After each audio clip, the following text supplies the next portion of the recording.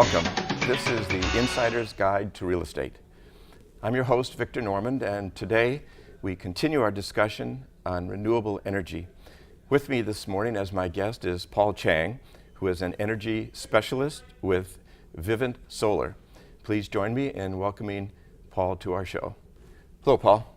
Hi, Victor. Thanks for being here. Oh, thanks for having me. Okay, so we're going to talk about renewable energy, solar, photovoltaic in particular. But before we get to that, let's take a look at the big picture.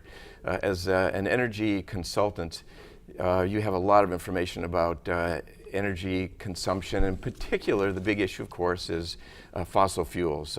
Recent agreements in Paris, where virtually every nation in the world agreed that we need to do something about the consumption of fossil fuel.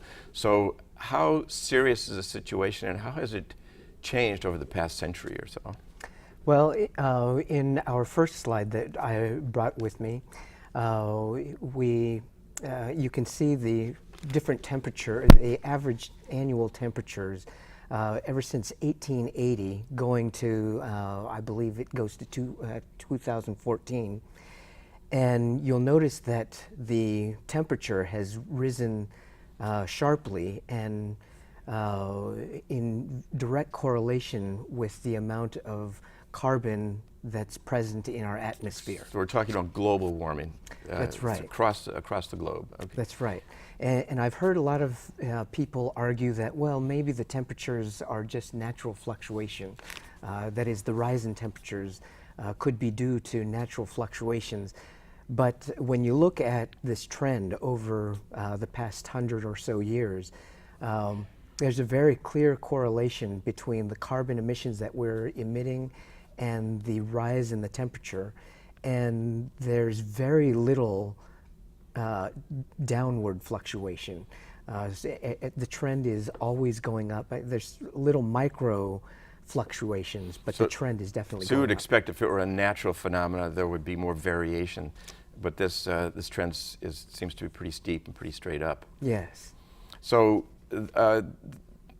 carbon, the emissions of carbon, not exactly sure why that's causing global warming. And I recently listened to the radio where they were explaining how global warming last year caused an unusually cold winter, but this year global warming is causing a warm winter.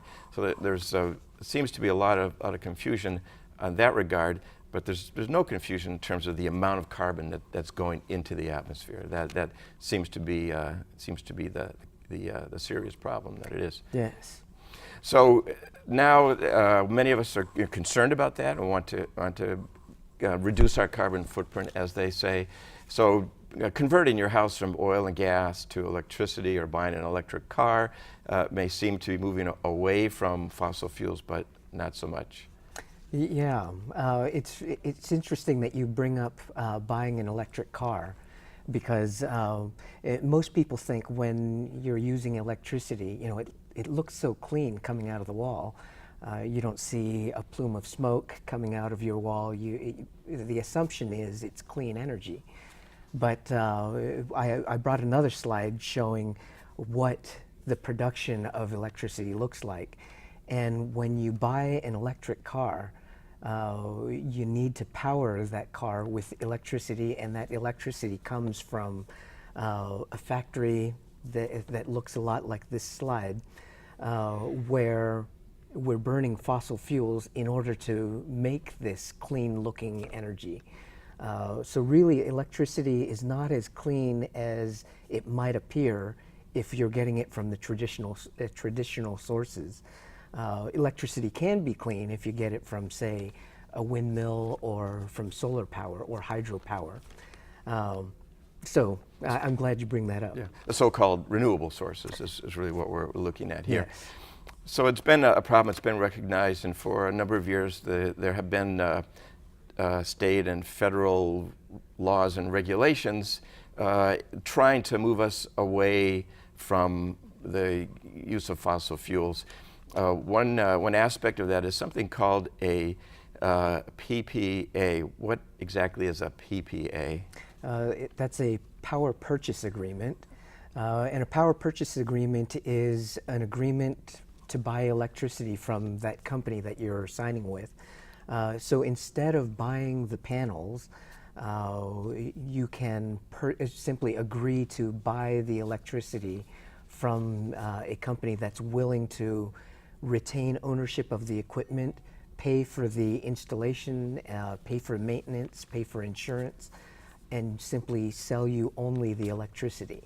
Okay, so we'll get into more detail on the particular proposal that your company works with, but the power purchase agreement, I know I've been solicited by companies who want to sell me electricity at a lower rate than the existing power company in my area. How do they do that? How do they sell me electricity in competition with Eversource? So Eversource does two things. They produce electricity, and then they also transmit or deliver the electricity. And that's not a trivial thing. Eversource has to hire engineers who keep the lines clear. That's the big cables that you see that run from these big towers down to your home, essentially.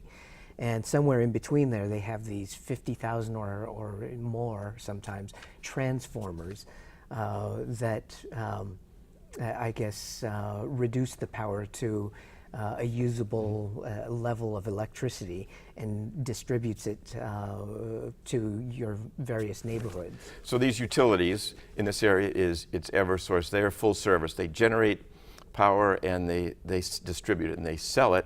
But these power purchase agreements allow other generators of electricity to sell to a consumer. How is it that bypasses the existing utility company?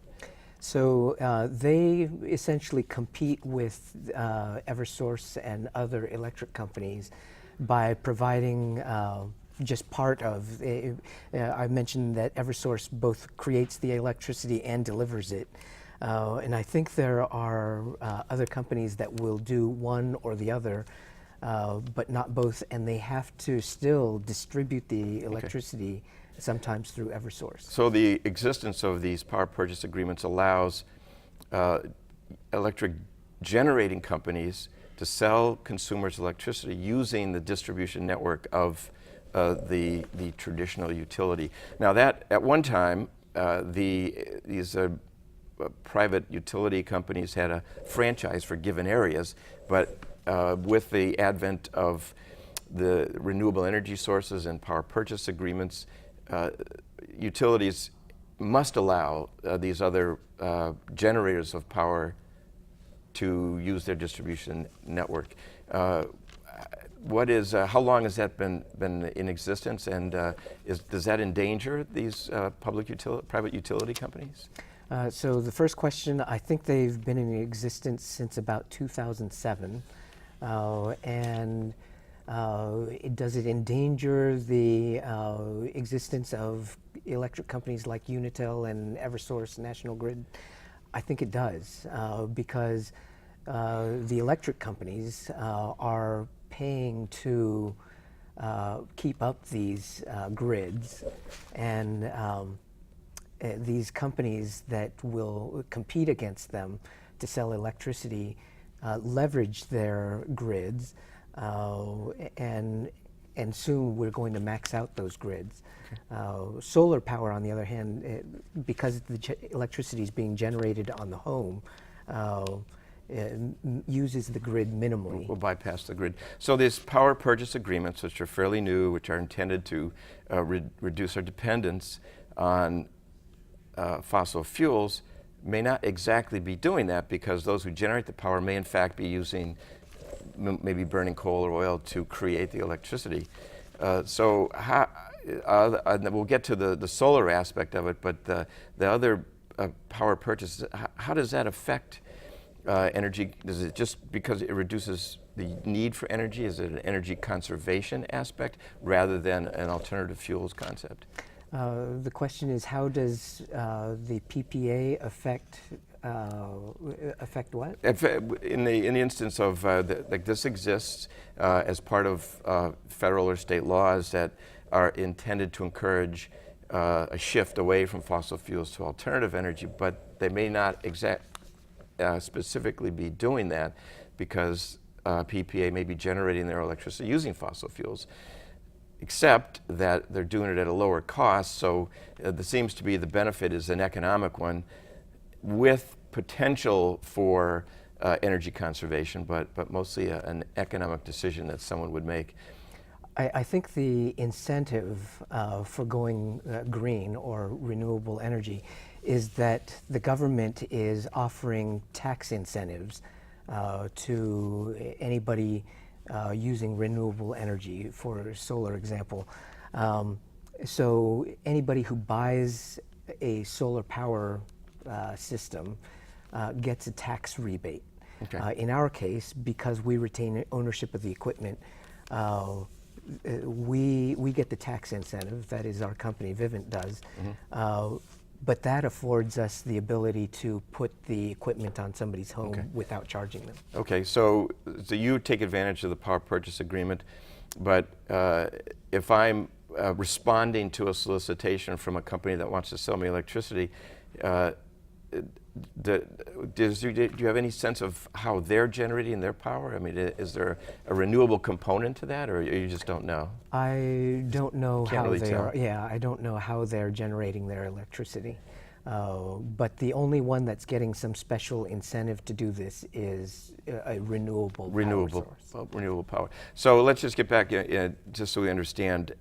So this PPA and other regulations encouraging alternative energy uses, it's capped in terms of the portion of customer base or utility consumption that can use. So the utilities must cooperate, but there's a limit to that. And what is that limit? So you're right, the government is forcing electric companies to cooperate with companies like ours because they have to reach a mandate of 25% renewable energy source by the year 2030. And the second half of the question was... Where are we at right now, basically? I believe we are at about 5%, or a little bit less than 5% of the electric company's power is being generated through renewable sources. All right, so they've got a ways to go. Got a ways to go, and that 25%, the utilities can do that themselves. They could become more involved in alternative energy, renewable energy, or they cooperate with companies like yours and others that are basically competing for consumer. Now, 25%, is that 25% of all the energy consumed? Is that the measure? I believe it is the 25% of the electricity used or produced, excuse me, but I think that should be about the same as the energy consumed. All right, so that previously we've talked on the show about solar panels on rooftops and the different incentives for homeowners to do that. So what you're saying, those incentives are available to anybody who uses alternative energy. Can you just summarize what the nature of those incentives are? So if you buy a system, at the end of the year you would get a tax rebate, essentially, or a tax deduction. The amount of the deduction depends on the size of the system that you put on your home. And there are both federal and state incentives available. And every year they evaluate whether they'll continue to offer those. But currently they are available both from federal and state. Now, are these upfront subsidies or are they ongoing? The federal is upfront, the state is ongoing until they determine that they're not going to do it anymore. Okay, all right, so that we've seen a growth in solar, so that tells me, in my limited knowledge of economics, that the incentives must be working because it's happening, and clearly your company has done the calculation and it works for you. So the systems that we've talked about on this show in the past have been outright purchase of solar panels and installed on rooftops and leasing the panels, but yours is a third option. And why don't you just generally tell us what that is? So essentially, our company wants to become your electric company. And instead of burning fossil fuels to generate that electricity, we would put a solar power system on your home, essentially borrowing your roof space to put our panels on, and we would sell you the electricity resulting from those panels at about half the price that the electric company sells it at, and without charging any distribution fees. So, where does the process begin? How do you determine that that there's a fit between my house and my electric needs and what companies like yours provide? So the process starts with a free site evaluation, where our technicians will come out and measure how much sun hits your roof. They also look in your rafters to make sure that you have enough structural support, because especially here in New England, we're going to be putting a lot of weight on your roof by putting panels on there, and plus the snow on top of that. So we want to make sure that your roof is strong enough. We also make sure that your shingles are in decent enough shape, because we don't want you to have to change your roof shingles, within the year after putting this power system on your home. We also make sure that your electrical panel is up to code, because anytime we touch a electrical panel that is out of code, it then becomes our fault that it's out of code. So a part of the evaluation is to make sure that it is up to code for us to start working on it. Then we also need to make sure that you have a internet modem, because that's how we're going to monitor how effective each of the power panels are operating. And then the last thing, we want to make sure that you have a credit rating of better than 680, because you're going to become our electric customer. We want to make sure that you're paying your bills on time. Okay. So unlike a lease arrangement, under your proposal, it's a contractual arrangement that is not a lien. That's right. On the real estate. So from a real estate perspective, it has been problematic with someone not realizing that it's essentially they're putting a second mortgage on their house by leasing the equipment, and yours is not. So that it seems like it's interesting. Let's say for the sake of progressing through this, that you've just told me what you told me. You've gone out to my house and you've determined that the roof is strong enough, the shingles are in good condition, my electric system within the house will support it.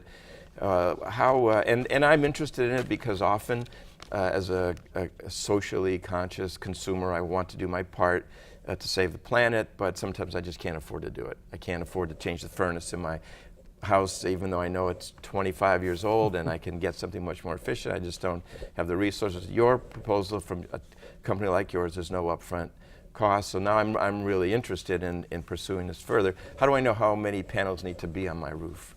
We'll also want to look at your electric bill. And every bill shows your entire previous year's worth of usage. And we will design the system to produce about 95% of your electric needs. And we aim for 95% because we want to make sure that while you're overproducing in the summer, you'll be creating a credit with National Grid or Eversource. And during the winter, we want you to be able to use up that credit. If we were making 100% or more of your electric requirements, you would not be able to redeem those credits with Eversource. And so if I have a backup generator at my house, how is that affected by having a rooftop system? It's just as though you're buying electricity from the network. So if I'm using my backup generator, even though it's a sunny day, I'm not able to use the electricity produced on the rooftop if the grid is out. That's right. That's one flaw, if you will, in the system, but blackouts are not that common yet around here. Yeah. So now I've decided that I want to pursue this further. So now there's a contractual arrangement between companies like yours that are going to own this equipment on my roof, generate electricity, and sell it to me as if you were generating electricity across town or in another state even, and feeding the grid. So what does that contract look like? So it is a 20-year contract that will protect your price over the course of 20 years. And I think that's important because just in the past 10 years, Eversource, National Grid, and Unitil have all more than doubled their price in the past 10 years. So when we say that we'll protect your price for the next 10 years, that's saying quite a bit. Sure. I think that's quite valuable. And at the same time, these electric companies, over the next 10 or 20 years, if they double again, you'll be benefiting from a huge So benefit. how is it that your company is able to do that? Because our price is fixed. We know that the energy from the sun is free. We already know how much the panels cost to put on your roof. We know how much the panels cost and the installation. All our costs are fixed. With the electric company, you've got the cost of copper going into the cables. You've got the cost of transformers, and we don't know when these things are going to go out. If they go out in 10 years, you're going to be stuck, or Eversource is going to be stuck with the price of copper 10 years from now, or the cost of a transformer 10 years from now. They also keep talking about putting in a natural gas line from Canada, but even if they're successful at getting the vote to do that, it's going to cost money to put that line in. And then we still don't know how much natural gas will cost 10, 20 years from now. Right. In terms of electric distribution networks that the major suppliers have to support, there is no network to speak of with photovoltaic on the rooftop and feeding directly into my house. So that's an advantage. Now it seems like these advantages, again, it's a very small percentage of their business, so the utilities are not presently being affected, but potentially they could be. Is there any fear on your part that the utilities will be able to make a case to change these laws and take away the advantage that these renewable sources now have? There is some concern that they might stop allowing new customers because they'll need to do some upgrading to their systems to do that. But they are under contract to support everybody who is already installed.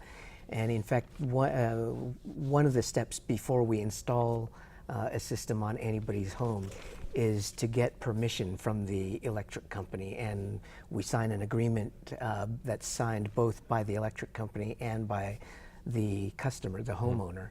And so anybody who gets to that point will be able to benefit from the agreement.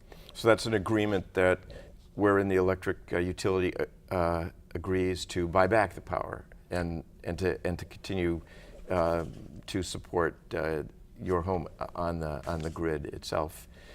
So now I'm getting very interested. It looks like it might make sense.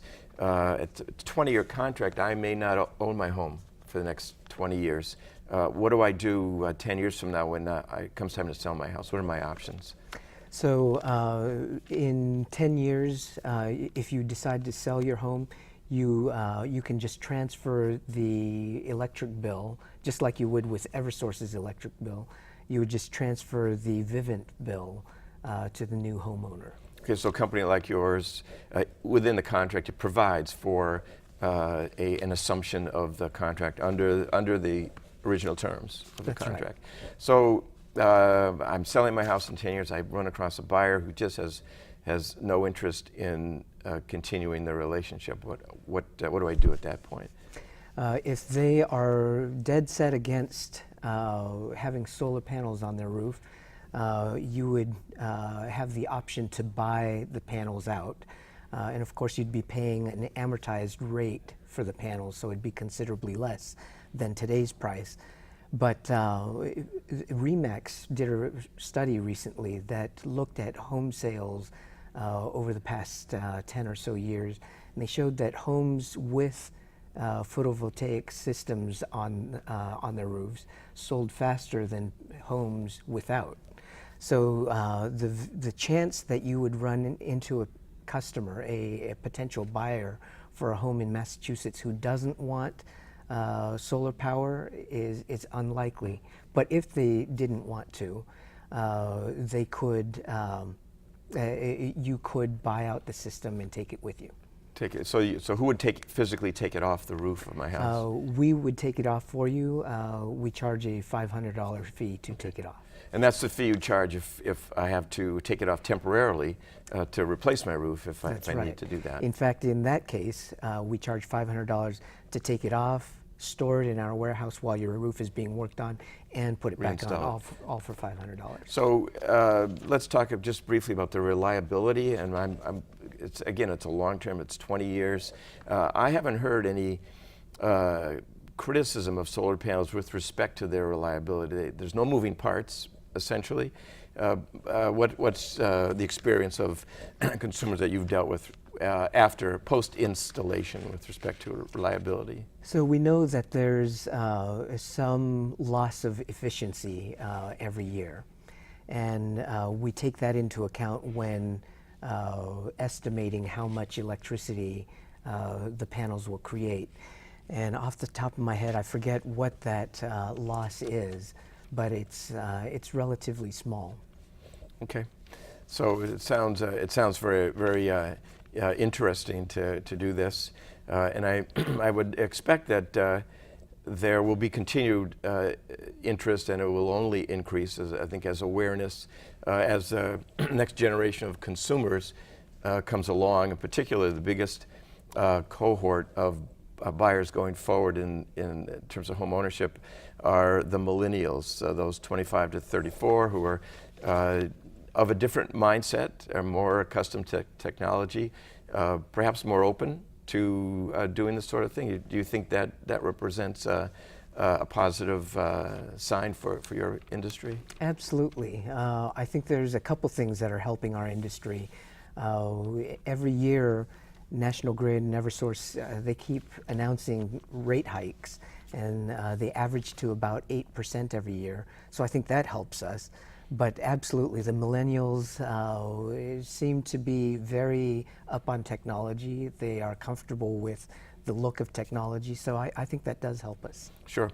Not to characterize potential home buyers and home sellers, but there is this comfort level with respect to technology that really can't be denied. So we use a lot more electricity now. Speaking of technology, how are we consuming more?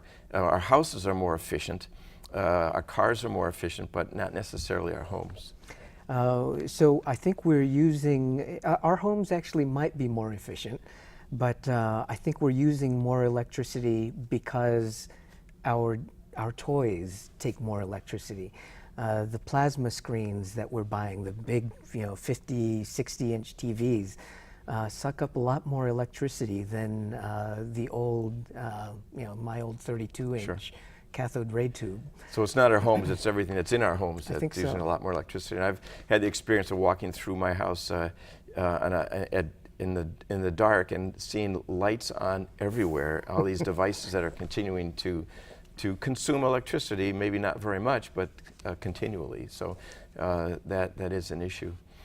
Paul, thank you very much for being here. It's very interesting, the proposal that your industry is offering, and I think that there certainly is a great need out there for renewables, and I think you're filling an important niche. Well, thank you for having me. And that's our show for today. Thanks for watching.